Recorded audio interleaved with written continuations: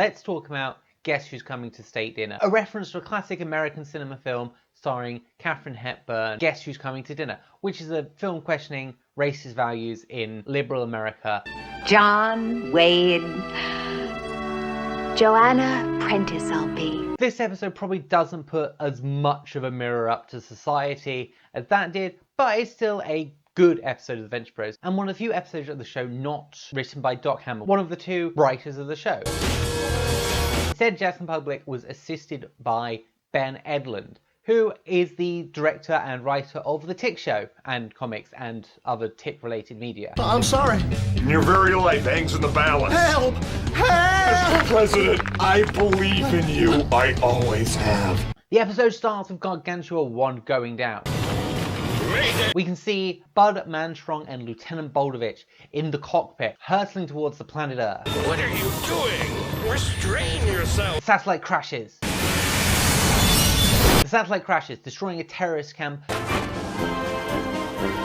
And Bud Manstrong is declared an American hero. Rusty is, of course, extremely jealous as he's been invited to the White House Clamoring for a piece of that big phony. That should be me up there. to celebrate Bud's heroism. I'm Luck Rogers over there. Luck Rogers. You like that? I almost said Flash in the Pan Gordon. I thought Bud was a bit of an inaction man throughout the whole thing. Hank gets roughed up by Agent Hauser, Hey. a Secret Service operative played by the legendary Brendan Small. I'm Brendan Small from Death Clock. Who happened to serve with Brock in Vietnam. Wasn't in the Vietnam War, but it's the Venture Bros timeline, so nothing matters and it's all up in the air. We were in Nam together. Oh. Wait, you were like 10 during Vietnam. Well, I didn't say during the war. Rusty is using this as a marketing opportunity to try and get some alone time with the president and sell him some strange new invention. I'll have my turn as soon as the president gets a load of a certain little something something. We get to meet the president of the United States, who is sort of a generic white guy president of the time. Really? And that's all you remember about the whole darn thing? And also Bud Armstrong's mother. Bunch of backpatting phonies. At least the wine's decent. Keep it coming, honey. Bud talks about his lack of memories throughout this whole event, Suppose it was that nasty bump on the head. waking up in Iranistan with a strange bump on his head. I was in Iranistan. I wonder if JJ was involved in, because obviously he was at the Gargantua 1 crash that we find out at the start of season 7. There she is. We get a reference to when the Venture Bros first met Bud Manstrong, as his mother mentions him crying to her on a phone call after he was cuckolded by Brock. Of course I do. Oh, the tears, the sniffling. A few years ago? A year ago? Again, the timeline in Venture Bros is so wildly up in the air. It seems a little bit embarrassing for Bud, but not as embarrassing as your own mother hitting on Brock. I like the strong and silent types. Maybe it's just how politics is nowadays, but it felt very real how Mrs. Armstrong calls out the president, his sleazy behaviors, and choosing a running mate. Your administration's in the crapper, and you need Mrs. Manstrong's little Boy Scout up. Just to make himself look better, which, I mean, the state of the American political situation at the moment makes me think that maybe this has just always been going on and it's not a reference to anyone in particular. But as Rusty tries to leech off Bud, Just wondering if... his mother gets very defensive Why don't you stop bothering my son, you awful little nobody? and gives him a sudden code phrase that makes him suddenly turn very submissive. Listen to your mother. Yes, mother. And we're worried something dark is going on. Fortunately, Abraham Lincoln's ghost has seen this. And Dean's seen Abraham Lincoln's ghost as well. Whereas Hank's telling bad jokes to world leaders because he's Hank Venture and he's got either no self-awareness or the charisma of a god. And so he sunk it in deeper. Brock is almost sexually assaulted by Manstrong's mother. The little nobody. Seriously, lady! Knock it off! I'm not into it! Which I'm sure would have gone over very well with a whole bunch of world leaders. Armstrong goes to the president after they finish the dinner, who says that the US government is in a bit of a state. Your mother's right. My administration's up to its ass in scandal. It's corrupt, and he has a number of controversies surrounding him. You know, probably in the 30s, if I had to guess, based on any current political figures. And he wants Armstrong to be his running mate, as he's got a squeaky clean image. Nobody can find a lick of dirt on him. How'd you like to be vice president? He offers Manstrong some cigars, who doesn't normally smoke, but after the president makes sure he doesn't pick the explosive one, Oh, wait, not that one. The president then offers him any one of his secretaries to have sex with, after doing some reasonably inappropriate things to Manstrong. Smells like this. And telling him what he does to his own secretaries. Literally, I once wrote my name on the front of her dress with the tip of Manstrong storms out of the room. An old maid takes away the boys' suits and is going to go clean them with club soda. I'm just gonna get some club soda on these here stains before they set. As Manstrong describes how the president acts to his mother, which, you know, sounds like how people would describe a certain new president. A drooling, foul-mouthed pervert of a man! And maybe some of the words that a certain current running mate VP would have used to describe a newer president. I'm a never Trump guy. I never liked him. If I feel like Trump has a really good chance of winning, that I might have to hold my nose and vote for Hillary Clinton, as I can't stomach Trump. I think that he's noxious and is leading the white working class to a very dark place. Manstrong's mother talks about his childhood and a certain strange way he was raised. Like when Mama held your pee-pee and taught you how to make a sissy. And Manstrong gives in when a certain magic phrase is said once again. But Manstrong, listen to your mother. Brock is on the edge, which is one of the few times we see him nervous in the show. Really afraid of that Hauser guy, aren't you? No, Manstrong's mom. Rusty's worried it's because of this Hauser, secret security guy. But it turns out it's entirely because of Bud Manstrong's mother. And Brock's got a very creative way of describing that situation. She tried to free Nelson Mandela under the table. The ghost of Lincoln spooks Dean.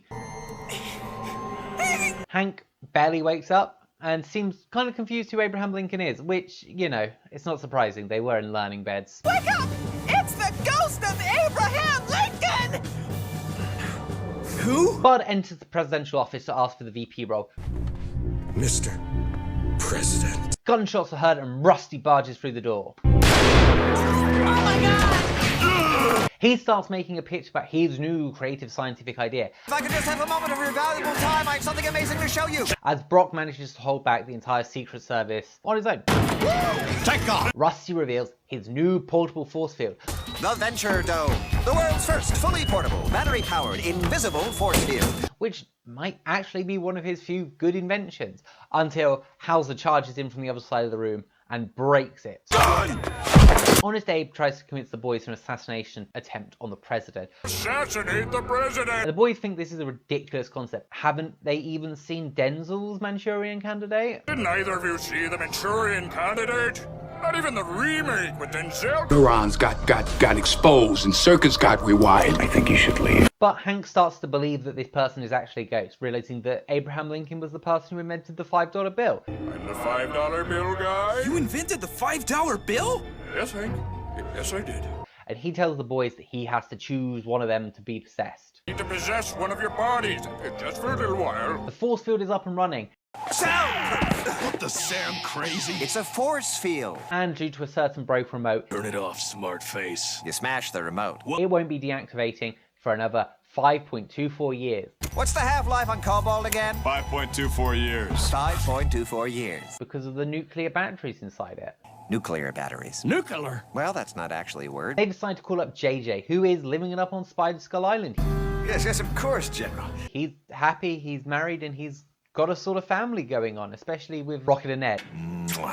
And I really like that relationship. I think it's one of the better ones in the show. It's kind of healthy. Again, it's nice to see somebody happy in the Venture Bros universe. Abraham Lincoln tries to make Dean kiss Hank Honest Abe's a mo! because he's overwhelmed by a sudden rush of hormones, which obviously Hank isn't a big fan of, and I can see why. Abe mocks them for possibly experimenting in their youth, Like you boys never experimented.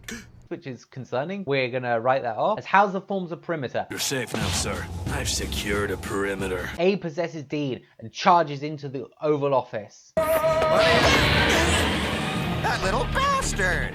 But only a single penny manages to make it through. Hank, again, finally figuring out who Abraham Lincoln is, and definitely not confusing him with Uncle Sam. Well, you just KO'd Uncle Sam. It's not Uncle Sam, it's me! As Lincoln explains that his power is that he can possess any object with his image on. I can only move things in the material world that bear my image. And Hank has my favourite line of the episode. We build a penny made out of guns. We build a gun made out of pennies! Exactly! Wait, no, that's insane! Obviously the best solution. But the boys start heading out to collect $5 bills throughout the White House. to build Lincoln a sort of possessable suit that he can enter the force field room with. You slept like a baby. And weirdly, everyone in the White House is on board with his plan. So, you know, good for the boys. At this point, JJ's trying to cut his way through the force field using more traditional methods. The President has started drinking. Brock apologizes for what happened on Gargantua 1. I'm sorry. For what? Lieutenant Baldovich, I didn't know she was your girlfriend. And Mantron won't have any of it, saying there's no real apology for Brock's Brando-esque sexuality. You sullied it with your Brando-esque sensuality. It's so weird to me, Marlon Brando is a sex symbol, because obviously in my lifetime, he's really just known as the Godfather guy now. But the boys managed to build Lincoln a suit out of money. Strong's making his move, Mary boys! And Lincoln, who doesn't like the president at the moment, This Pryor guy, though, he's the worst president I've ever seen. but is still going to try and save him on the off chance he might be able to earn his own angel wing. Honestly, I'm kind of hoping to earn my wings on this deal. Apologies have gone awry, and Bud Mantron is starting a fight with Brock Sampson. Hey, get up! We're doing this! You and me, Samson, right now! Let's go! Lincoln charges from across the room and manages to tackle Bud to the ground. And reveals the microchip lodged in his head. The microchip in his brain, look! Which again, I'm concerned JJ put there with the whole Gargantua 1 crash site stuff. Unfortunately for Lincoln, he is shot in the head once again. Maybe a second time we'll get him into heaven. Brusty, realizing what the chip is the motherboard from Gargantua 1. It's a Venture Industries microchip. Hang on a sec. Plugs it into his wrist communicator watch, and we all get to watch Bud Mantron's sort of embarrassing fall from grace and fall from the stars. I knew it! I love this scene, and it just reminds me of what the Venture Bros does well. Tiny detail with the cameras changing and slightly different audio. We see a similar thing in the end of season 7. What are you doing? Restrain yourself. I want to go out with a bang. Gentlemen, thank you. We sacrificed for... It's just not a great show writing-wise. It's a great show visually and audio-wise. Bud shoots his stars in the office in front of everyone. Someone's playing with his Lincoln logs. Oh my God, it's full of stars! And Honest Abe gives us the final line of the episode, which is a great one that always makes me laugh. Penny for his thoughts. He didn't manage to go to heaven and starts to mock Rusty for activities he was doing in the White House 30 years ago. I seem to remember a certain fast-handed little redhead sleeping in the Lincoln bedroom 4.5 years back. All right. Fortunately for everyone, the answer to a 5-year force field is Club Soda. Because Club Soda gets rid of everything. Don't know why you people gotta complicate everything. I told y'all, Club Soda fix most anything. To say, I'll be to say goodbye, goodbye, goodbye, goodbye, goodbye, goodbye, goodbye, goodbye, goodbye, goodbye, goodbye.